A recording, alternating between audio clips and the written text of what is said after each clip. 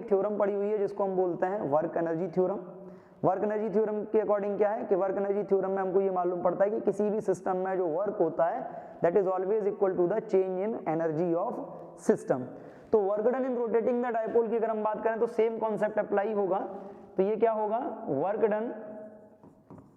Done is equal क्या होगा, change in energy of system. Clear. अब देखिए हमने क्या बोला कि सिस्टम स्टेबल इक्विलिब्रियम में था, यानी कि W is equal final energy minus initial. Clear. Final energy की बात करते हैं तो फाइनल एनर्जी माइनस, मान लीजिए ये डायपोल है और डायपोल को हम स्टेबल इक्विलिब्रियम से रोटेट करा के थीटा एंगल तक लेके आए हैं। ये स्टेबल इक्विलिब्रियम में था और स्टेबल इक्विलिब्रियम से हमने इसको रोटेट कराया है और इसको कहां तक लेके आए हैं, थीटा एंगल तक लेके आए हैं। तो जब हम इसको थीटा एंगल तक लेके आए हैं तो कितना वर्क हुआ होगा इस पूरी प्रोसेस में, उसकी अगर हम बात करें तो देखिए थीटा एंगल पर जब हम इसको लेके आए हैं तो इसकी फाइनल एनर्जी क्या हो जाएगी, माइनस PE कॉस थीटा। और जब ये स्टेबल इक्विलिब्रियम में था तो इसकी एनर्जी कितनी थी, माइनस PE।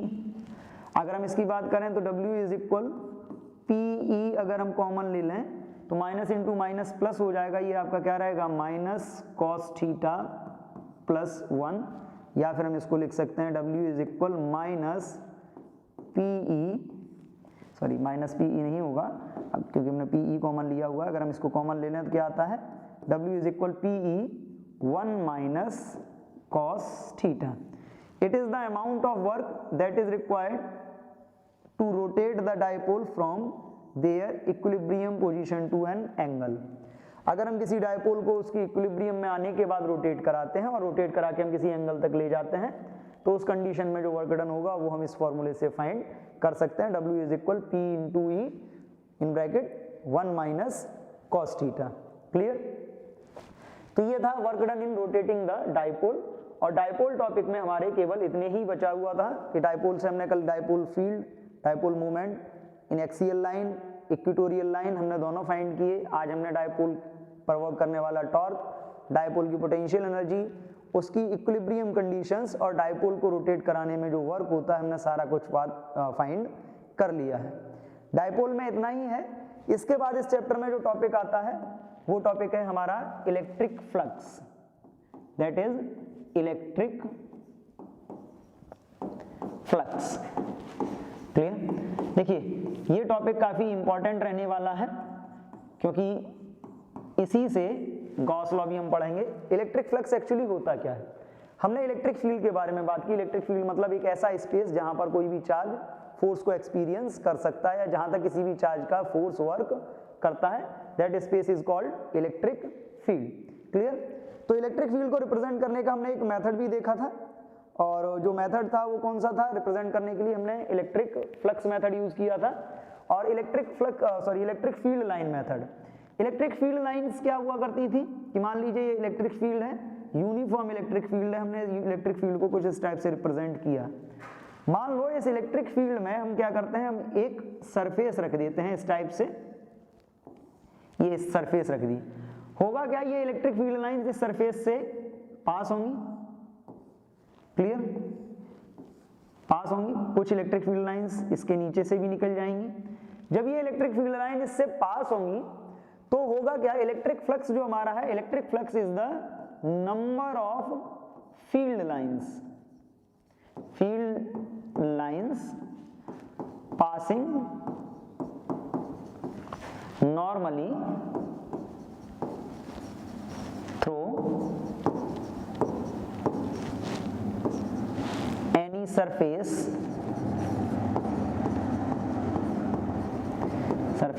placed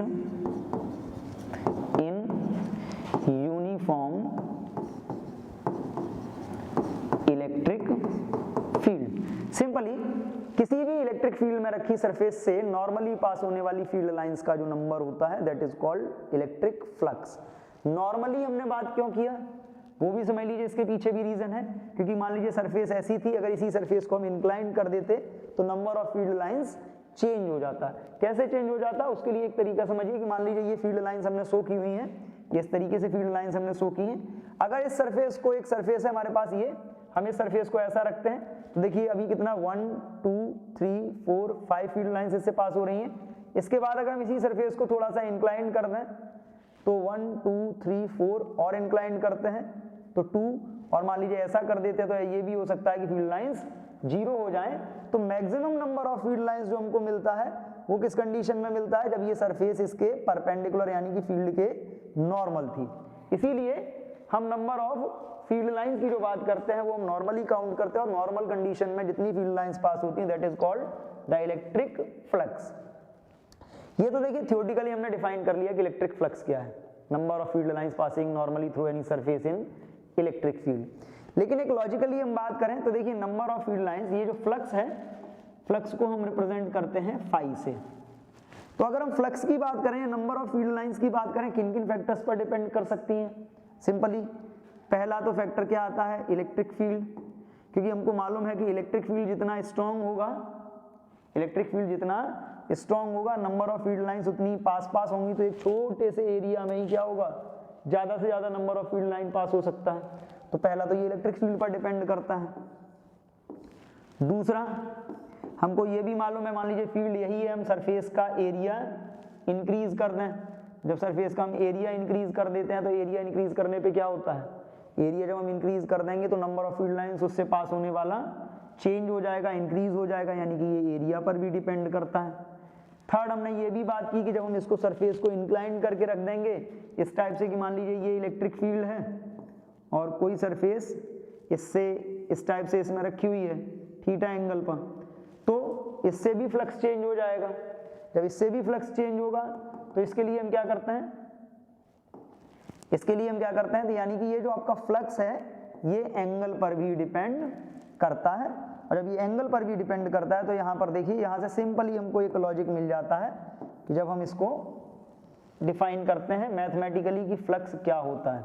तीन फैक्टर्स हमको मिल रहे हैं, ये इनके बेस पे हमको एक रिजल्ट मिलता है कि flux passing through any surface is equal to E into a cos theta, या फिर हम इसको लिख सकते हैं phi is equal integration of E into,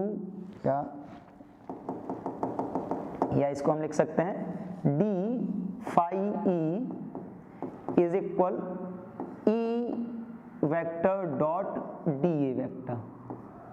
ठीक है, E vector dot d a vector. अब देखिए E vector dot d a vector से हम इसको डिफाइन करेंगे, क्या होता है, flux is scalar product, scalar product of electric field and area vector. किसी भी इलेक्ट्रिक फील्ड में रखी सरफेस का एरिया वेक्टर और इलेक्ट्रिक फील्ड का जो स्केलर प्रोडक्ट होता है that is defined as electric flux, that means d phi E is equal e into d a. ठीक है, या फिर अगर हम कंप्लीट सरफेस के लिए बात करें तो कंप्लीट सरफेस के लिए क्या हो सकता है, phi E is equal integration of e vector dot d a vector. ठीक है, कभी कभी ये जो आपका एरिया है इसको हम डी ए वेक्टर की जगह डी एस वेक्टर भी डिनोट कर सकते हैं, क्योंकि एरिया या फिर सरफेस एरिया बात एक ही होती है। तो यहाँ से मैथमेटिकली क्या आया, मैथमेटिकली हमको जो मालूम पड़ा कि flux is the scalar product of electric field intensity and area vector, और अगर इसी के बेस पर हम इसकी एसआई यूनिट फाइंड करते हैं तो बेटा एसआई यूनिट जो इसकी आएगी, इसकी एसआई यूनिट क्या होगी, इसकी एसआई यूनिट, इलेक्ट्रिक फील्ड की एसआई यूनिट होती है न्यूटन पर कूलाम और एरिया की मीटर स्क्वायर। क्लियर। या फिर अगर हम इसके अकॉर्डिंग करते हैं कि इलेक्ट्रिक फील्ड की एसआई यूनिट क्या, वोल्ट पर मीटर, तो वोल्ट पर मीटर में मीटर स्क्वायर का मल्टीप्लाई अगर हम करेंगे तो ये क्या हो जाएगा, दूसरा यूनिट इसका होता है वोल्ट इंटू मीटर, न्यूटन पर कूलाम इंटू मीटर स्क्वायर या फिर वोल्ट इंटू मीटर।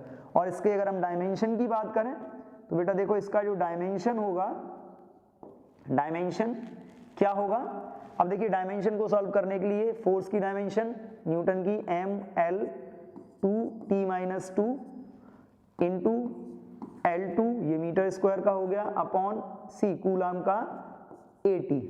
तो ये टोटली आपका आएगा ml power 4 t minus 3 a minus 1। Clear? ml power 4 t minus 3 a minus 1, ये आ गई आपकी डायमेंशन किसकी? इलेक्ट्रिक फ्लक्स की। तो देखिए बहुत सिंपल सा टॉपिक है। Electric flux means number of field lines passing through the surface, number of field lines passing through the surface. Clear? चलिए ये यहां तक हो गया, इसके आगे बात करते हैं। अब देखिए इलेक्ट्रिक फ्लक्स के बाद जो सबसे इंपॉर्टेंट टॉपिक आता है इस चैप्टर का, दैट इज गॉस लॉ या गॉस थ्योरम भी हम इसको बोलते हैं। क्लियर? काफी इंपॉर्टेंट है ये बोर्ड के पर्पज से। कई बार अगर आप देखेंगे नॉर्मली हर साल ही इससे क्वेश्चन आ जाता है कि चाहे तो गॉस लॉ जब आएगा आपको गॉस लॉ को डिफाइन करना होगा, इसको प्रूव करना होगा, साथ ही साथ इसका एक एप्लीकेशन भी आपको आएगा। एप्लीकेशंस की भी हम बात करेंगे, बट अभी हम स्टार्ट करते हैं इसको डिफाइन करने से। गॉस लॉ, देखिए गॉस लॉ है क्या? अभी हमने बात की कि जो इलेक्ट्रिक फ्लक्स होता है, इलेक्ट्रिक फ्लक्स का एक फॉर्मूला हमने फाइंड किया, इलेक्ट्रिक फ्लक्स का जो फॉर्मूला था वो हमने क्या फाइंड किया?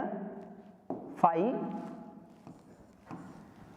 Is equal integration of e vector dot d a vector, यानी कि जो आपका इलेक्ट्रिक फील्ड होगा वो एरिया पर डिपेंड करेगा। बट गॉस ने जब इलेक्ट्रिक फील्ड को स्टडी किया तो इनका ऑब्जर्वेशन ये था कि क्लोज्ड सरफेसेस के लिए जो फ्लक्स होता है, flux is independent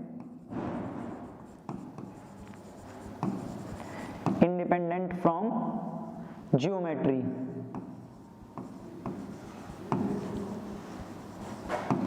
geometry of surface. Geometry of surface का मतलब क्या है कि आप बात करते हैं शेप और साइज और एरिया। ये इनका ऑब्जर्वेशन था कि जब भी किसी क्लोज सरफेस के लिए फ्लक्स की बात की जाएगी तो क्लोज सरफेस का फ्लक्स उसके शेप, साइज या फिर उसके एरिया पर डिपेंड नहीं करेगा। कैसे? फॉर एग्जांपल मान लीजिए ये एक चार्ज है, इसको हम क्लोज कर देते हैं, मान लीजिए हमने एक स्फेरिकल सरफेस से इसको क्लोज किया।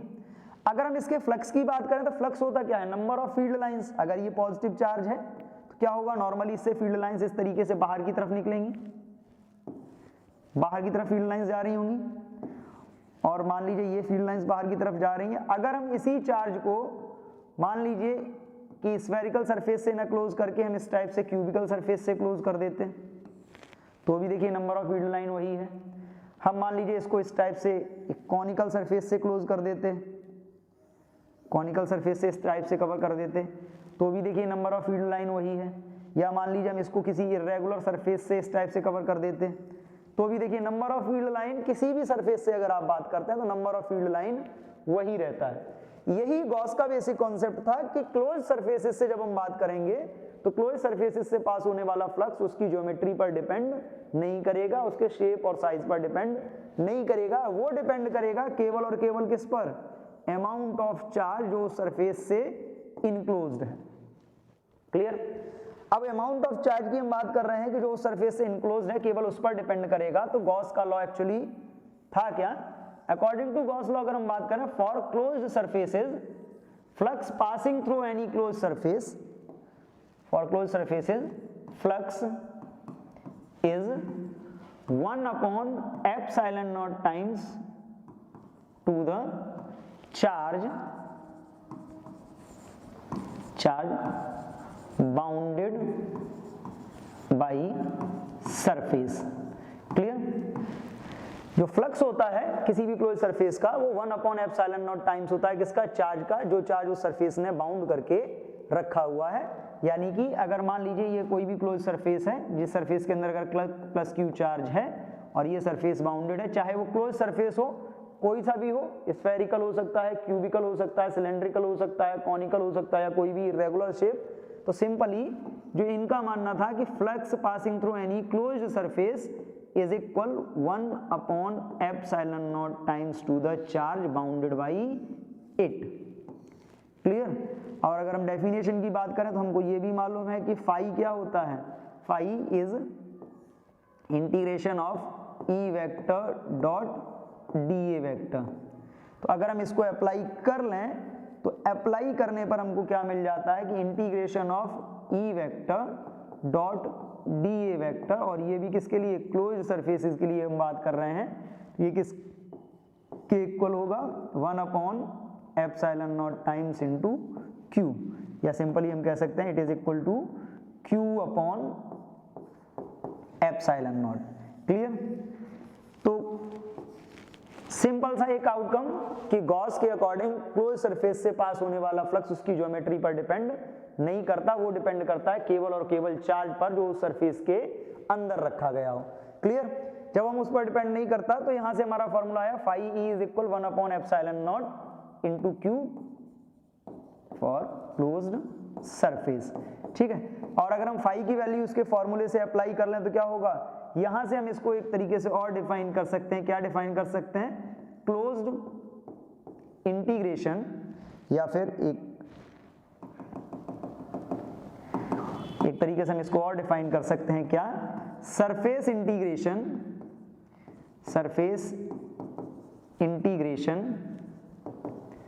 Of electric field over A closed surface is 1/ε0 times to the charge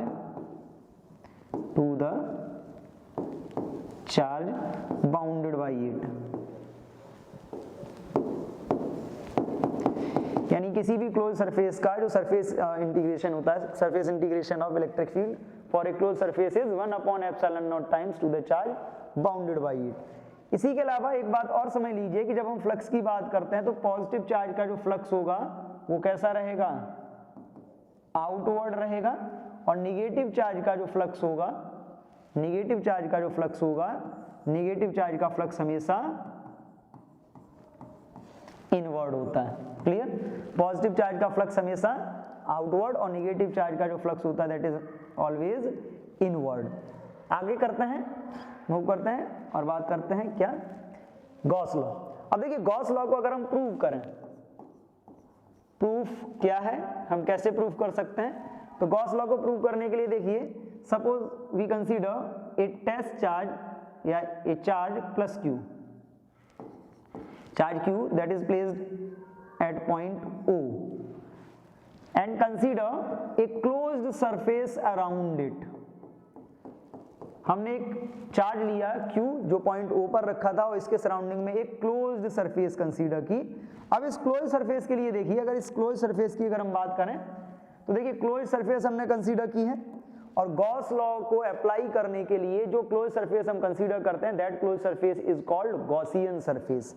यानी कि हमने यहाँ पर एक चार्ज कंसीडर किया है, this is charge Q at point O and we consider a closed surface around it, this surface is called, इस surface को हम क्या बोलते हैं, गॉसियन सरफेस। यानी कि जो क्लोज सरफेस किसी चार्ज के अराउंड कंसीडर की जाती है it is called Gaussian surface.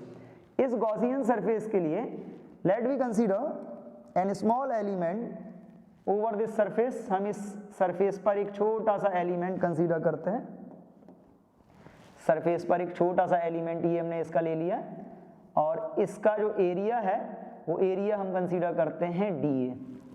Clear. एक छोटा सा एरिया ले लिया, अगर इस एरिया से या इस एलिमेंट से पास होने वाले इलेक्ट्रिक फील्ड की हम बात करें, इस एलिमेंट पर जो इलेक्ट्रिक फील्ड होगा E वेक्टर कितना होगा वो भी समझ लीजिए, इलेक्ट्रिक फील्ड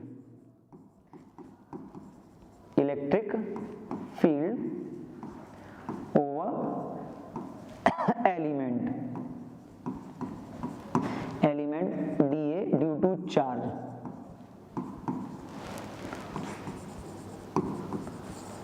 चार्ज Q।